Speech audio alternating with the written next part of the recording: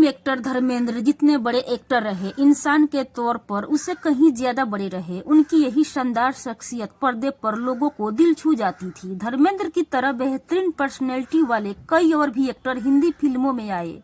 दारा सिंह, विनोद खन्ना, फिरोज खान और शत्रुघ्न सिन्हा के नाम लिया जाए तो इनके शरीर भी बेहतरीन और गठीले थे, फिर भी पर्दे पर धर्मेंद्र वाला असर इनमें से कोई भी नहीं पैदा कर पाया।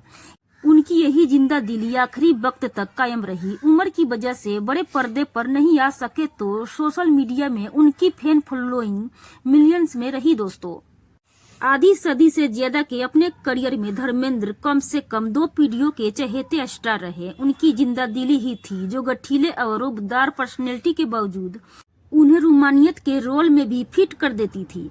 कई जगहों पर धर्मेंद्र ने खुद कहा है कि वे ईमानदार शरारती थे, यानी हंसी मजाक की हद तक छेड़छाड़ उनके स्वभाव में था। पहले से प्रकाश कौर से शादीशुदा धर्मेंद्र की पसंदीदा हीरोइन मीना कुमारी थी।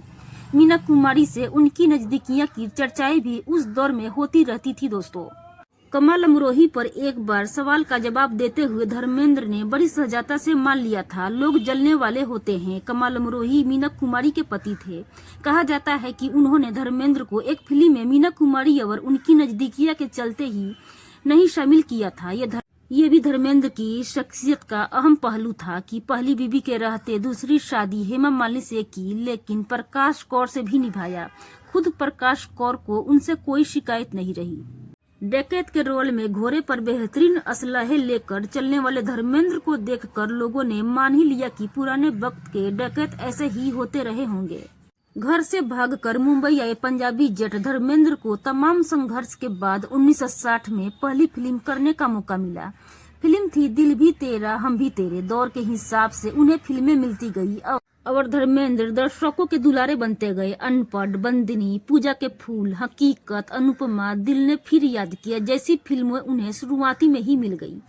1960 में आई फूल और पत्थर ने धर्मेंद्र को एक अलग ही छवि दे दी। यह उनकी रूमानी छवि से बिल्कुल अलग थी। यहाँ से उन्हें एक्शन हीरो या फिर हिंदी फिल्मों का ही मेन कहा और लिखा जाने लगा। फिल्म की हीरोइन मीना कुमारी थी। मीना कुमारी ने विधवा का रोल किया था और शाखा के किरदार में धर्मेंद्र ने उनकी हिफाजत और देखरेख की थी। दोस्तों, हालांकि इसके बाद सत्यकाम जैसी फिल्म धर्मेंद्र को मिली जिसने उनकी लाजवाब एक्टिंग लोगों के दिलों को छू गई। फिल्म ने बहुत उल्लेखनीय व्यवसाय नहीं किया, लेकिन यह हिंदी फिल्मों के लिए मील का पत्थर साबित हुई। सत्यकाम की कहानी उस पीढ़ी और वक्त दोनों के संघर्ष की कहानी लगती है। अलग अलग किरदारों में एक्टिंग के झंडे गाड़ते हुए जब धर्मेंद्र ने शोले की तो यह उनके करियर का एक अलग ही मुकाम बना।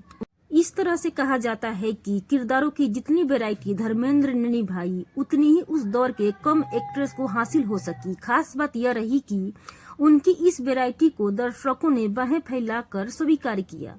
हेमा मालिनी और धर्मेंद्र की पहली मुलाकात 1965 में फिल्मकार ख्वाजा अहमद अब्बास की फिल्म आसमान महल के प्रीमियर में हुई थी। हेमा ने सिमी गिरवाल के शो में बताया था कि जब उन्होंने धर्मेंद्र को पहली बार देखा तो सोचा, मैंने इतना हैंडसम आदमी पहले कभी नहीं देखा। लड़का हैंडसम था तो क्या, पहले से शादीशुदा था, बस एक ख्याल था, दिल में आया और चला गया। हेमा के घर वाले यूं काफी शख्स थे, उन्हें फिल्मों में काम करने की इजाजत दी थी, मुहब्बत करने की नहीं, लेकिन दिल पर किसी का जोर कभी नहीं चला है जो अब चलता। ये तो आतिश है कि जो लग जाए न लगे और बुझाए न बुझे। 1978 की बात है। जानवर और ब्रह्मचारी जैसी सुपरहिट फिल्में बनाने वाले डायरेक्टर बप्पी सोनी एक फिल्म बना रहे थे, तुम हसीन में जवां। फिल्म के लिए धर्मेंद्र और हेमा मालिनी को कास्ट किया गया।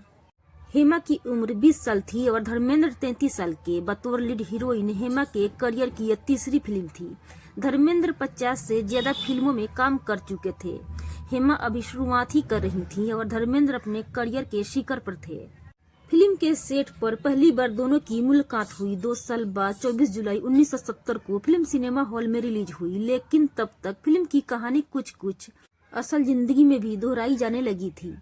हेमा हसीन थी और धर्मेंद्र जवान। प्रेम की चिंगारी धीरे धीरे सुलगने लगी थी। हालांकि दोनों जानते थे कि इस रिश्ते का कोई भविष्य नहीं है, लेकिन मोहब्बत तो आज में जीती है, उसे कल की क्या परवाह। कैंसिल। धर्मेंद्र हमेशा हमारे दिलों में जिंदा रहेंगे। ये इन्फॉर्मेशन आपको कैसी लगी जरूर कमेंट बॉक्स में बताइएगा। वीडियो जरा सा पसंद आई तो वीडियो को लाइक करके मेरे चैनल को सब्सक्राइब जरूर से कर लीजिएगा। मिलते हैं नई वीडियो में, तब तक के लिए जय हिंद जय भारत।